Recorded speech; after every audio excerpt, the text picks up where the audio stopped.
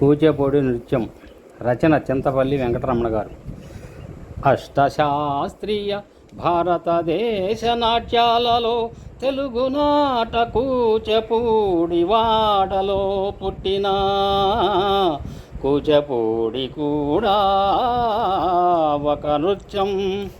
అమరజీవి సిద్ధేంద్ర యోగి 17వ శతాబ్దంలో స్థాపించగా ప్రపంచ దేశాలలో ప్రదర్శించబడుతున్నది అనునిత్యం.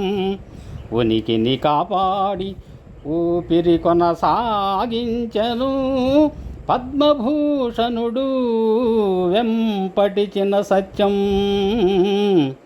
ఉపాధి కోసమే ప్రతి లలిత కళా సాధారణ విద్యకు సమాంతర విద్య అనేది విశ్వసత్యం.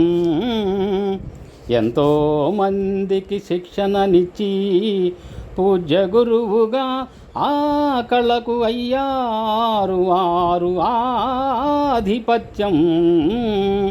వీరు చేసిన కళా తపస్సు ఇచ్చిన తర్ఫీదు తగినన్ని కార్యక్రమములకు అయినది కూచిపూడి విశ్వవిఖ్యాతం.